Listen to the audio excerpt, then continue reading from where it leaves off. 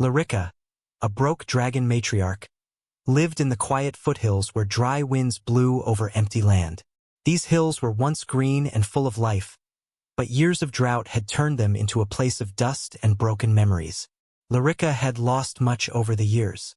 Her treasure was gone, her family was gone, and her strength was not what it used to be.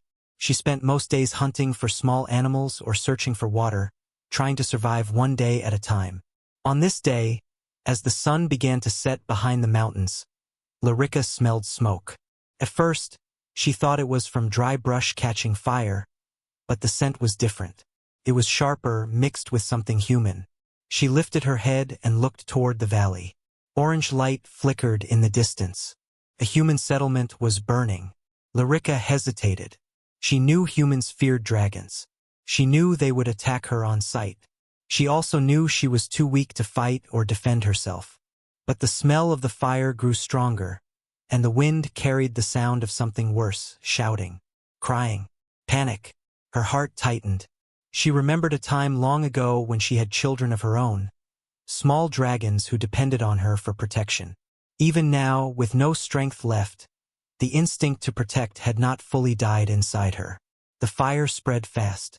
Sparks flew into the sky like fireflies made of ash. Lirika moved closer, keeping low to avoid being seen. As she crawled along a ridge, she saw houses collapsing in flames.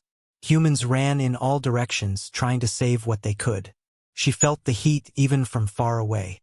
Then she heard it. A single scream. A young voice trapped somewhere inside the burning debris. Lirika's eyes narrowed. She scanned the burning structures and saw a small shape moving weakly under fallen beams. It was a human child. The boy, no more than 10 years old, struggled to push away a heavy wooden beam, but he was too weak. Flames closed in around him. Smoke rolled over him like a dark wave. He coughed and tried to cry for help again, but the sound was faint. Lirika felt something stir inside her, something she had not felt in many years. She stepped forward, even though every instinct told her to stay back. She knew what she was about to do could get her hunted or killed, but she did not stop. She approached the burning remains of the building. The heat hit her like a wall, but she pushed through. Her scales protected her from direct flames, though the dryness in her body made it painful. With one swipe of her claws, she lifted the broken beam off the boy. The child gasped as fresh air reached him. His face was covered in soot, and his small hands shook.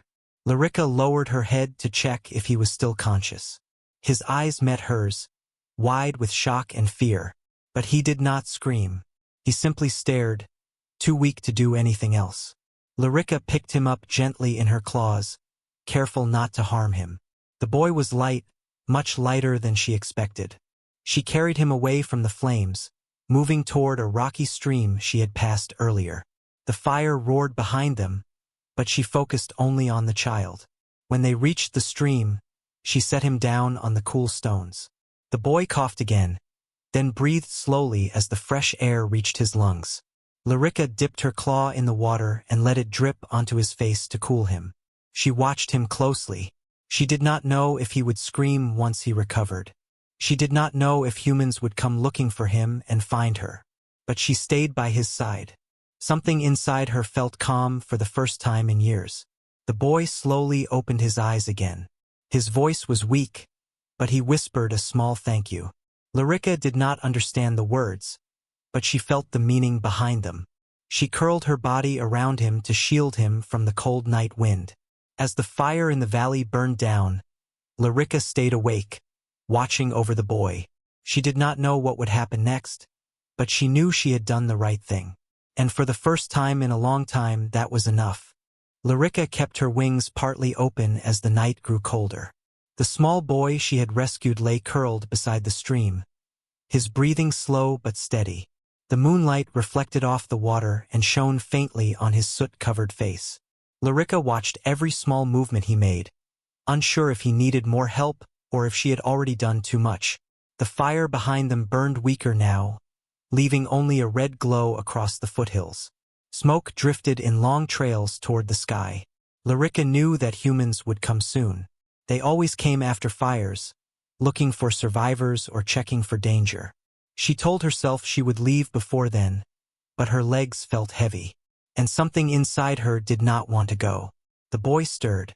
His eyes opened slowly, and he looked confused for a moment. Then he remembered where he was. When he saw Lirika beside him, he tensed, but he did not try to run. Instead, he sat up slowly, holding his side. He seemed to study her, as if trying to understand why a dragon was still there. Lirika lowered her head a little, keeping her posture calm and open.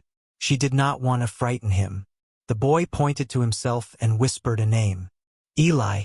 His voice was rough from smoke, but the word was clear. Eli. A simple name. A human name. Lirika repeated it silently in her mind. He then pointed at her, unsure how to ask for her name. Lirika blinked and gently scraped a line in the dirt with her claw. She drew a simple symbol dragons used to mark themselves.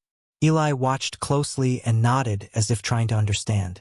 Lirika touched her chest with the same claw and breathed out softly. Eli seemed to realize that she was telling him her name.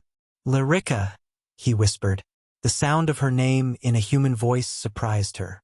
She had not heard anyone say it in many years. Eli looked tired, and his hands shook slightly. Lirika dipped her claw into the stream again and let water drip onto his palms. He cupped his hands to drink a little, then smiled weakly. The smile was small, but it warmed something deep in Lirika's chest. A sharp, buzzing sound echoed through the foothills. Eli stiffened at once. Lirika lifted her head, eyes narrowing. She recognized the sound. Human machines. Search drones.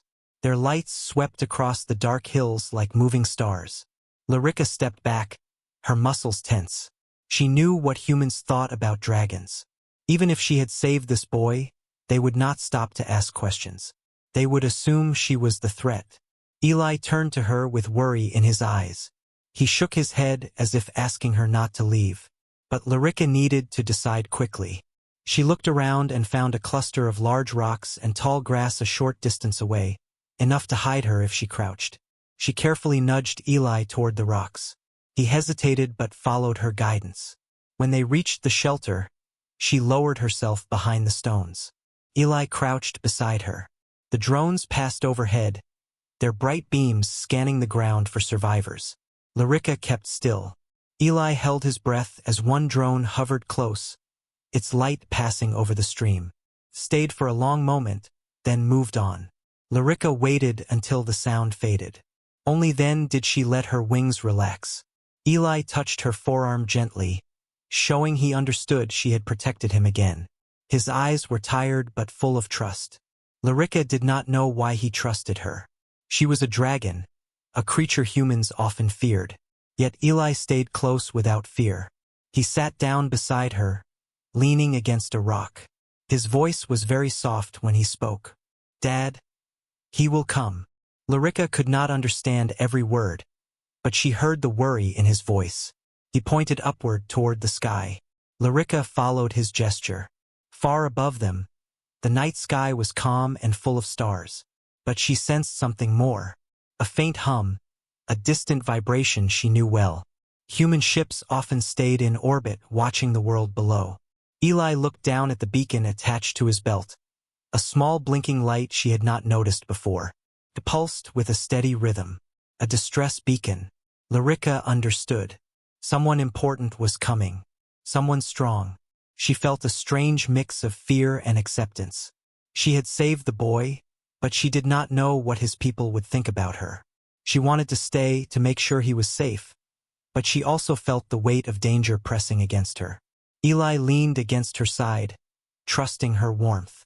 Lirika folded a wing around him to block the rising wind. She looked at the sky again. Somewhere above them, someone was racing toward the planet. And soon, everything was going to change. The night grew quieter, but the quiet did not bring safety. Lirika watched the glowing sky above the foothills as smoke drifted across the stars. Eli sat close to her, shivering now that the panic and heat of the fire were gone. She shifted her body to block the cold wind, letting him lean against her side. Far away, small lights moved across the valley. Human search teams were arriving. Their vehicles hummed as they rolled over the scorched ground, and bright lamps lit the destroyed homes. From where Lirika hid with Eli, she could hear distant voices, calling to each other and searching for survivors. Eli looked toward the lights with a worried face.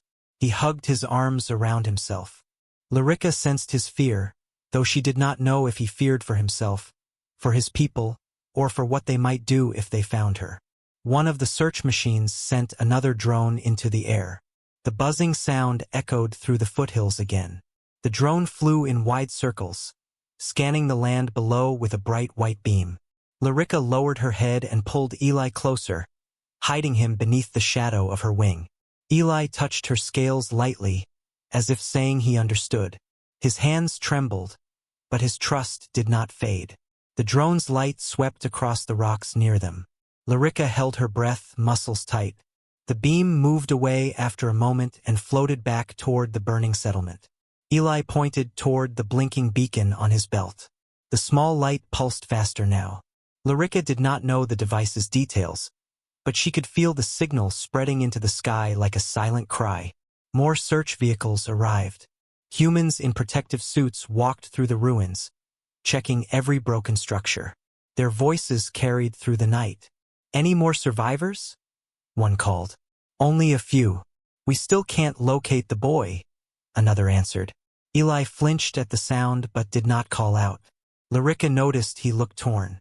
His people were searching for him, yet he stayed hidden with her. She wondered if he feared they would mistake her for a threat. It was possible. Many humans reacted with weapons first and questions later. The search teams began spreading outward, moving closer to the foothills. A pair of humans carried a portable scanner that beeped every few seconds. They walked slowly, sweeping the ground. Eli pulled on Lirika's arm and pointed to a narrow gap between two large boulders. Lirika understood immediately. She moved quietly, guiding Eli into the tight space where they would be harder to spot. Once hidden, Lirika peeked out. The humans walked past, their scanner lights shining across the rocks. One paused and checked a fallen log nearby. Lirika stayed completely still. Eli held her claw tightly. After a tense minute, the humans moved on. Eli let out a small breath. Lirika finally relaxed her muscles. But the danger was not over. A deeper hum filled the air. Not from search teams. Not from drones. The sound came from above. Lirika raised her head slowly. The sky shimmered for a moment, then a small streak of blue light descended through the atmosphere. It moved fast, leaving a thin trail behind it. Eli's eyes widened. He whispered a soft word that Lirika could not fully understand, but she understood its meaning from his tone. His father. The streak of light turned into a burning glow as it pushed through the air. It slowed, then curved downward toward the land beyond the foothills. A landing pod. Sleek, strong, built for emergency descents.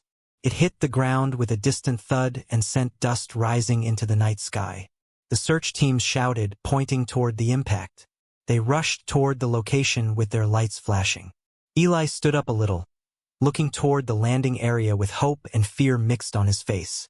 Lirika felt his heartbeat quicken. She could sense the bond between him and whoever had arrived.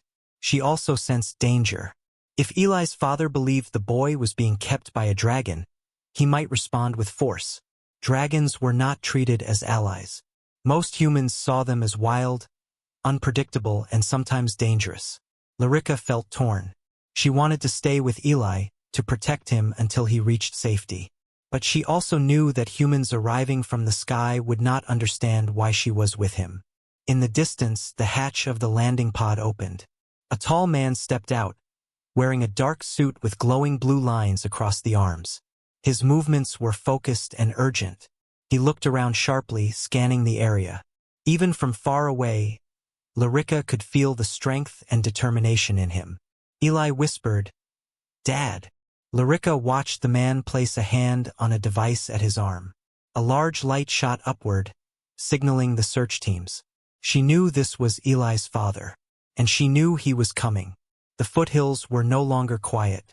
The night was no longer safe. Everything was changing, and Lirika could only hope she had the strength to face what was coming next.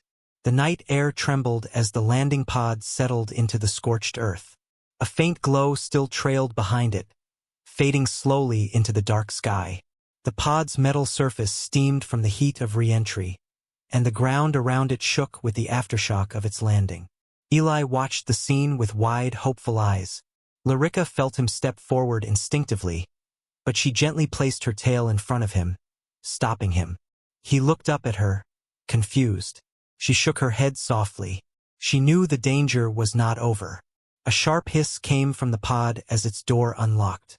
The metal panel lifted upward, releasing a burst of cool white light. A tall man stepped out, his boots sinking slightly into the ash-covered soil. His face was stern and tired, but his eyes searched the area with sharp focus. This was Eli's father, Jonah Mercer. Lirika could sense the power in him. Not the power of claws or fire, but the power of someone who had faced danger many times and survived. Someone who would do anything to protect the boy she had saved.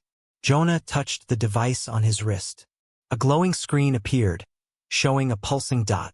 Eli's beacon. Jonah moved with quick steps, following the signal. His breath formed mist in the cold air as he ran.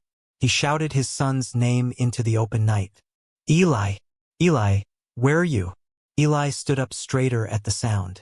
His eyes filled with emotion, but he did not call back. He looked worried, torn between wanting to run to his father and staying hidden with Lirika. He knew what humans thought of dragons. He knew what might happen if Jonah saw her first. The search teams reached Jonah's location, surrounding him with lights and scanners. "Commander, we still can't find the boy," one of them said. Jonah didn't look at them. He kept his eyes on the glowing signal. "He's close. He's very close." Lirika watched from behind the rocks. Her heart beat faster. She didn't know what to expect. She had protected Eli, but humans might not see it that way. She had seen enough human fear to understand how quickly it could turn into danger. The beacon blinked faster. Jonah turned directly toward their hiding place. He began walking in their direction. Eli's breath caught. He turned to Lirika and placed a small hand on her scales. His touch was gentle, reassuring. He didn't want her to leave. Lirika felt the message in that touch and stayed still. Jonah stepped over rocks and fallen branches, moving closer and closer. His steps were steady but filled with urgency. Lirika shifted slightly, preparing to shield Eli if needed. Her wings stayed half open, ready to block any sudden danger. Jonah climbed the last ridge and stopped. He froze. His eyes widened as he saw the scene before him. His son was safe, and beside him, a large dragon crouched like a living wall of scales and wings. For a moment, silence filled the foothills. Even the wind seemed to stop. Jonah's hand went immediately to the weapon at his side. He raised it halfway, pointing it toward Lirika. Eli gasped. "Dad, wait!" Jonah didn't lower the weapon. His voice was tight and full of fear. "Eli, get away from it." Eli shook his head and placed both hands on Lirika's arm. "She saved me." Jonah blinked, confused. "What?" "She saved me from the fire," Eli said, louder this time. "She carried me out. She protected me." Jonah looked between his son and the dragon. He wanted to believe him, but his instincts screamed caution. Dragons were powerful. Dragons were unpredictable. Lirika kept still. She did not move, did not growl, did not bare her teeth. She only curled her tail closer around Eli as if to show she meant no harm. Jonah lowered the weapon slightly, but not completely. "Eli, come here." Slowly. Eli hesitated. He looked at Lirika, as if asking permission. Lirika lifted her wings slightly. He understood. He stood and stepped toward his father. Jonah rushed forward and pulled him into a tight hug. Eli held onto him, trembling from relief. Lirika watched the reunion quietly. A soft warmth grew in her chest, but she also felt something else. A sense of ending. Now that Eli was safe with his father, her place was uncertain. Jonah checked Eli for injuries, brushing soot from his face. "Are you hurt? Can you breathe? Did it burn you anywhere?" "I'm okay," Eli said softly. "She kept me safe." Jonah turned again to Lirika. His expression softened, but he still looked unsure. He lowered the weapon completely but kept it in hand. "You helped him," Jonah said quietly. Lirika bowed her head slightly. Jonah exhaled, conflicted. He looked at the dragon who had saved his son and the son who trusted her completely. He did not yet understand the full story, but he understood one thing clearly.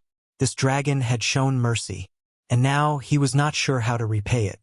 Jonah kept one arm around Eli as he slowly stepped toward Lirika. His movements were careful, controlled, and tense. Lirika could sense his fear and caution, but she also sensed the father underneath the soldier, the man who had crossed the sky to find his child. The wind shifted softly through the foothills. The fire behind them was only glowing ash now, but the scent of smoke still clung to the air. The search team stayed at a distance, unsure of what was happening. Their lights flickered across the rocks, but none of them dared to approach without Jonah's command. Jonah stopped a few steps away from Lirika. He looked up at her, taking in her battered wings, her thin frame, and the soot that still marked her scales. She did not look like a threat. She looked tired, and she looked like she had suffered more than most. Eli stepped forward and held his father's hand. "Dad, she didn't hurt me. She saved me. Twice." Jonah swallowed, processing the words. "Twice. She pulled me from the fire, and then she hid me from the drones," Eli said softly. Jonah looked at Lirika again, this time with less fear and more understanding. The weapon at his side seemed heavier now, unnecessary. He slowly lowered it into its holster. Lirika's body relaxed by a small amount. She did not move closer. She did not try to intimidate or show strength. She only watched him with calm eyes, waiting to see what this human would do. Jonah cleared his throat. "I don't know how to thank you." Lirika tilted her head slightly, a gentle gesture. She did not need the words to understand the tone. Eli walked back to her and placed a hand on her leg. "She's hurt," he said softly. Jonah noticed the burn marks along her wings and the cuts on her legs. "You went into the fire for him," he murmured. Lirika lowered her gaze. She had not done it for thanks. She had done it because she could not ignore a child in danger. Jonah stepped closer, moving slowly so he would not appear threatening. He reached into a small pack on his belt and pulled out a sealed medical kit. Eli blinked. "Dad, are you going to help her?" Jonah nodded. "If she'll let me."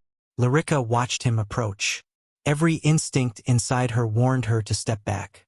She was used to humans keeping their distance or attacking without hesitation. But Eli stood beside Jonah with trust in his eyes. And Jonah's voice was calm, not aggressive. She stayed still. Jonah knelt near her injured wing.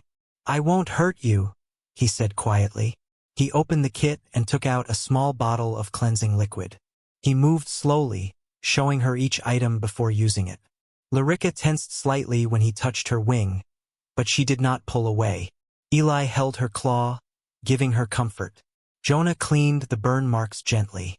"These are bad, but you'll heal," he said. "Dragons always do." Lirika let out a soft breath. She did not know these humans well, but this one showed something rare, respect. As Jonah worked, the search teams approached cautiously. One of them called out, "Commander, do you need backup?" "No," Jonah answered firmly. "Stay back. She's not hostile." The team exchanged surprised looks but obeyed. Jonah wrapped a band around one of her deeper cuts. "There," he said quietly. "It's not much, but it's something." Lirika blinked slowly in thanks. Jonah stood and faced his son again. Eli looked relieved. The tension in him had faded, replaced by a tired but warm smile. Then Jonah turned toward the dragon. "I think we owe you more than a simple thank you." He hesitated. "You saved my boy. You protected him when I wasn't here. That means everything to me." Lirika could sense his sincerity. She lifted her head and gave a low, gentle rumble, a dragon's way of accepting gratitude. Eli smiled brightly. "She likes you, Dad." Jonah gave a small, tired laugh. "I'll take your word for it." Before he could say more, Eli's beacon beeped again. Jonah checked the screen. Reinforcements were arriving. He looked at Lirika with worry. "They won't understand," he said quietly. "Some of them don't trust dragons. Not even peaceful ones. We need to get you somewhere safe before they get here." Lirika tilted her head. She appreciated the warning but did not move. Eli stepped forward. "Dad? Can she come with us?" Jonah looked startled. "Eli, she's a dragon. She belongs out here, not on a ship." But Eli shook his head. "She's alone. She helped me. We can help her too." Jonah looked at the dragon again. She met his gaze with calm, steady eyes. Eyes that had seen hardship and loss. Eyes that had chosen to protect instead of harm. Jonah sighed. "We'll figure something out," he said softly. But he knew this moment was only the beginning. Reinforcements were coming. And not all of them would be as understanding as he was. The flashing lights from the reinforcements grew brighter as they approached the foothills. Their engines rumbled across the scorched ground, sending dust into the air. Lirika watched them carefully, sensing the shift in the wind and the tension in the humans. Eli held tight to his father's hand, and Jonah kept an eye on the ridge where the new team would appear. Jonah looked at Lirika with concern. "They won't attack right away," he said, more to himself than to her. "But they'll be nervous, and nervous soldiers make fast decisions." Lirika understood the warning. She lowered her head slightly and folded her wings close to her body, making herself look smaller and less threatening. Eli noticed. "She doesn't want to fight," he said quietly. "I know," Jonah answered. "But they don't know that yet." The reinforcements finally arrived. A group of armored humans climbed the ridge, their helmets glowing with blue lights. They raised their weapons the moment they saw Lirika. One of them shouted, "Commander, step away. We have a visual on a hostile." "She's not hostile," Jonah said firmly. "Sir, protocol. I said she's not hostile." Jonah stepped in front of Lirika, blocking their line of fire. The soldiers hesitated, lowering their weapons only a little. Eli rushed forward. "She saved me," he yelled. "She saved me from the fire." The soldiers paused. Their eyes shifted between the boy, the commander, and the dragon. One of the reinforcements stepped closer. He was older, with lines across his face and a heavy voice. "Commander, is that true?" Jonah nodded. "She carried him from the burning settlement. She protected him from the drones. She didn't harm him once." The older soldier lowered his weapon fully. "Then she's no threat." Some of the others followed his example, though a few still looked unsure. Lirika stayed perfectly still. She knew any sudden movement could change their minds. Her cuts stung from the cold air, but she didn't shift her weight. The older soldier approached Jonah. "What do we do now, sir?" Jonah looked at Lirika, then at his son. Eli met his gaze with hope and quiet determination. Jonah exhaled. "We help her. That's what we do." The soldiers exchanged surprised looks. "Sir, help a dragon?" one asked. "Help the one who saved my son," Jonah said. "That's an order." The soldiers nodded, accepting the command. Jonah turned back to Lirika. "We can treat the rest of your wounds. We can bring food and water. But we need space. And we need calm." He slowly raised his hand in a gesture of peace. Lirika tilted her head and gently touched her nose to his palm. Jonah blinked, surprised by the softness of the gesture. Eli smiled. "She trusts you now." Jonah gave a small smile back. "That's good, because this is going to take all of us working together." The soldiers unpacked medical gear and food supplies. Some approached cautiously, placing items on the ground. Others stayed at a distance, unsure of being so close to a dragon. Lirika watched everything quietly. She was not used to humans offering help. She had spent many years being avoided, feared, or ignored. Now she was surrounded by humans who didn't attack, who didn't shout, who didn't push her away. Jonah kneeled beside her again. He handed her a container of water and another of food. The water was cool and clean. She drank slowly, grateful for the relief. "Easy," Jonah said gently. "There's plenty." For the first time in a long while, Lirika felt safe.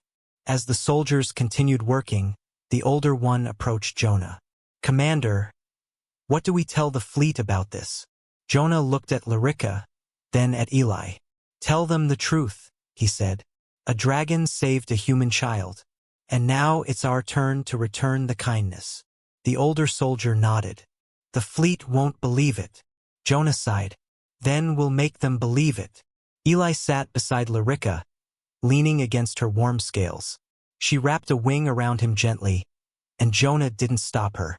In that quiet moment, something changed. Humans and dragons stood together, not as enemies, not as strangers, but as beings who had chosen trust over fear. The night in the foothills no longer felt dangerous. It felt like the beginning of something new. The night slowly settled over the foothills, bringing a deep calm that none of them had felt since the fire began. The stars stretched wide above the ridge, and the ruins below glowed faintly from fading embers. The soldiers set up temporary lights and placed heat shields to protect the area where Lirika rested. Eli stayed close to her, leaning gently against her warm side. Jonah watched everything with careful eyes. His mind moved between duty, worry, and something new he could not quite name. He stood near the edge of the ridge, speaking softly through his communicator. The fleet needed an explanation, and he needed time to give them one. Behind him, the soldiers whispered among themselves. Some were nervous, others were curious.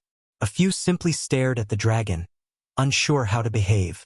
Lirika closed her eyes, breathing slowly. The scent of burned wood and melted metal still clung to the wind, but she felt calmer now. The humans had not attacked. They had fed her, given her water, and allowed her to rest. It was more kindness than she had seen in many years. Eli broke the silence first. "Dad?" he asked quietly. Jonah turned. "Yeah. Will she be okay?" Jonah walked back toward them. He knelt beside Eli and looked at Lirika's wounds. "She's strong. Stronger than we thought. She'll heal." He placed a hand on Eli's shoulder. "And we're going to help her as much as we can." Lirika opened her eyes at his voice. She watched him carefully, sensing the weight of his words. She could feel the honesty in him, a kind of steady resolve. One of the younger soldiers approached Jonah. "Sir, Command wants an update. They're asking if they should prepare containment units." Jonah frowned. "No containment. We're not putting her in a cage." "But sir." "Send this message back," Jonah said firmly. "She saved a human child. She's not a threat. If Command wants proof, they can come down here themselves." The young soldier hesitated, then nodded and stepped away to relay the message. Eli reached out to touch Lirika's scales.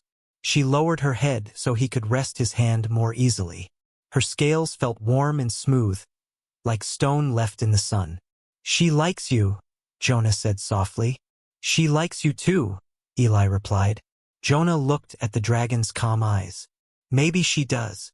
Lirika listened to them. Their voices were gentle, and their presence felt steady. She had lived most of her life alone, hiding in caves or wandering the empty plains. To be trusted by humans was something she had never expected. A faint sound came from the sky. Jonah looked up sharply. A thin streak of light glided through the atmosphere, growing brighter as it descended. "Transport incoming," one of the soldiers said.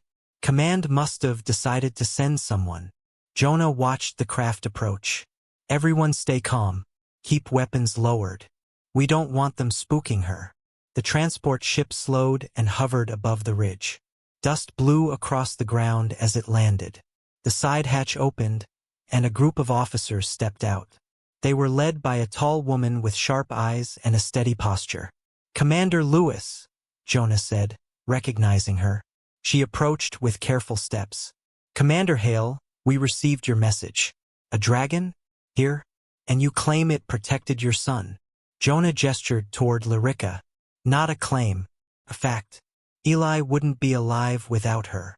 Eli stood a little taller. "She saved me," he said directly. Commander Lewis studied him, then shifted her gaze to Lirika. The dragon lifted her head, watching but not growling. "She doesn't seem aggressive," Lewis said. She isn't, Jonah replied. She's injured. She needs our help. Lewis folded her arms. The fleet will want more than that. A dragon this close to human territory, it will raise questions. Then let's answer the questions, Jonah said. But we start by helping the one who chose to save a child instead of harming him. Lewis studied him for a long moment. Then she looked at Eli, then back at Lirika. Slowly, she nodded. Very well, she said. We'll help. But this stays quiet until we understand the situation. She turned to her officers. Bring medical kits and scanners. Approach slowly. The officers moved with caution. They placed equipment near Lirika, scanning her injuries. She watched them but did not move as they worked. Eli whispered, "She trusts us now." Jonah nodded. "Let's make sure she never regrets it." As the humans tended to her wounds, Lirika felt a strange comfort. She did not know what the future held. She did not know if these humans would remain allies or if fear would return. But for now, they stood beside her. For now, they chose kindness. And deep inside, Lirika began to hope that this fragile peace could grow into something stronger.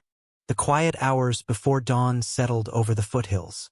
The fires in the ruins had finally burned out, leaving only cold smoke rising from broken beams and scattered ashes.